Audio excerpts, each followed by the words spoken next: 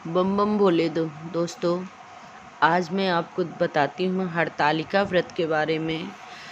मैं तो 12 साल की थी तब से रह रही हूँ और इसके नियम धर्म बहुत ही टफ हैं, जिसको करने के लिए बहुत ही श्रद्धा भाव भी चाहिए। और इस व्रत के लिए मैं बताती हूँ कि तीज के एक दिन पहले रात में 12 बजे से व्रत चालू हो जाता है। उससे पहले महुआ की दातून लगती है, खीरा लगता है और एक पान लगता है। आपकी रसोई में कुछ भी बना हो, हम उसको खाते हैं। खाने के बाद फिर खीरा खाते हैं और सेवइयाँ खाते हैं।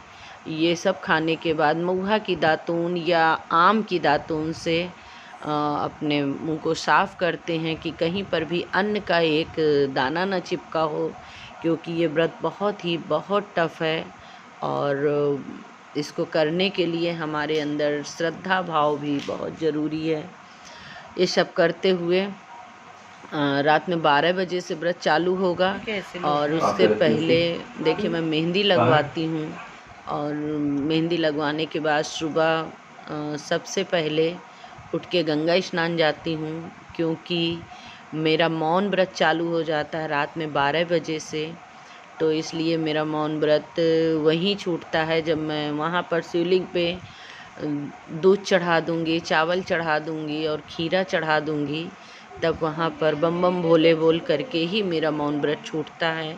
और ये आज से नहीं है, 12 वर्ष की मैं थी तब से ये मेरा चल रहा है। ये देखिए मैं बच्चों के संग जा रही हूँ, बच्चे सब बैठे हैं, हंसी मजाक कर रहे हैं और बस वो सोच रहे हैं कि मेरी मम्मा कुछ बोले, लेकिन हंसी भी आ रही है और मैं कुछ बोल भी नहीं पा रही हूँ। बस थोड़ा सा इशारा करूँगी मैं। और ये मेरा बेटा है, हस्बैंड नहीं जा पाए थे किसी कारणवश, उनकी नींद नहीं खुली थी।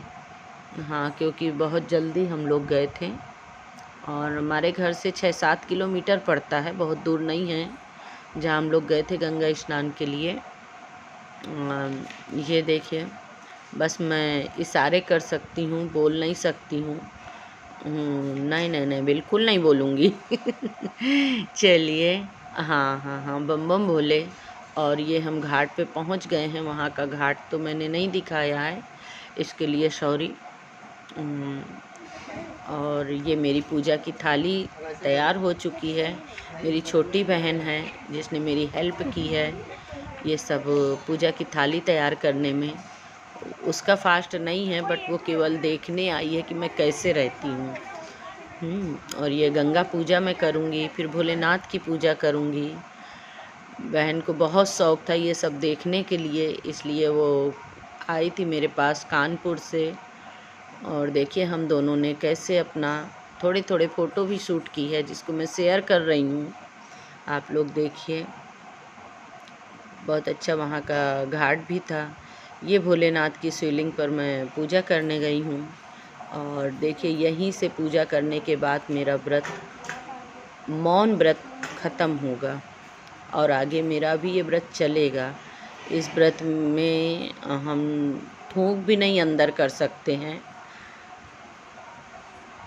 और सारा दिन बस ओम नमः शिवाय का जप करते हैं। ये शाम को 4 बज गए हैं, मैं अपनी दी के घर जा रही हूँ पूजा करने। और देखिए यहाँ पर जो भोग चढ़ा हुआ है, तो मेन चीज़ इसमें भोग ये है कि बेसन और आटे का माता पार्वती के लिए जेवर बनते हैं। और वो जेवर चढ़ाने का एक भाव और है कि ये मान्यता है कि जो जेवर हम माता जी पे चढ़ाते हैं, वो जेवर हमको भोलेनाथ और माता जी सच में पहनने का योग बनाती हैं। सोने और चांदी के जेवर बनते हैं। यहाँ पर पंडित जी से हम थोड़ी देर के लिए कथा सुनते हैं।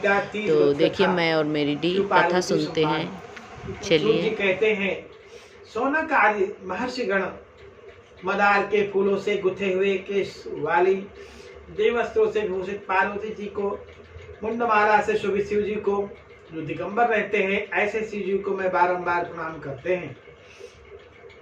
कैलाश पर्वत के रम शिखर पर विराजमान शिव जी से पार्वती जी ने पूछा, हे महेश्वर, आप मुझे कोई गुप्त रहस्य बताइए।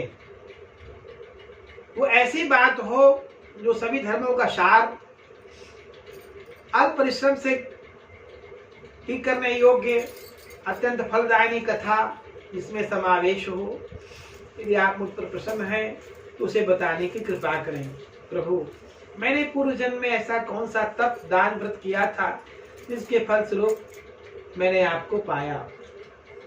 शिव जी ने कहा, देवी, अब मैं तुमसे सर्वोत्तम व्रत का कथन कहता हूँ, क्योंकि तुम मेरी अर्धांगिनी हो। अतः मैं तुमसे इस गुप्त व्रत को बतलाता हूँ।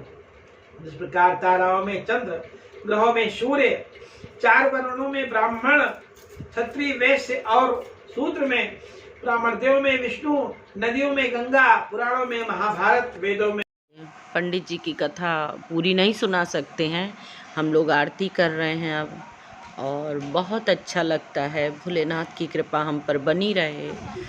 और ये देखिए, पूजा करने के बाद हम लोग सुबह उठ करके जल्दी भोलेनाथ और माता पार्वती का विसर्जन करने जाते हैं, जो वहाँ पर भी बहुत चीज़ें करते हैं। और वो पूरी वीडियो मैंने नहीं बनाई है क्योंकि धूप बहुत तेज़ हो गई थी और हम लोगों को लेट हो गया था जाने में। वहाँ मेला भी लगता है, बहुत अच्छा लगता है। और माता पार्वती हम दोनों बहनों पर आशीर्वाद बनाए रखे। बस इतना ही बोलूँगी। बम बम भोले, जय शिव भोले, भोलेनाथ की जय हो। जय माता पार्वती।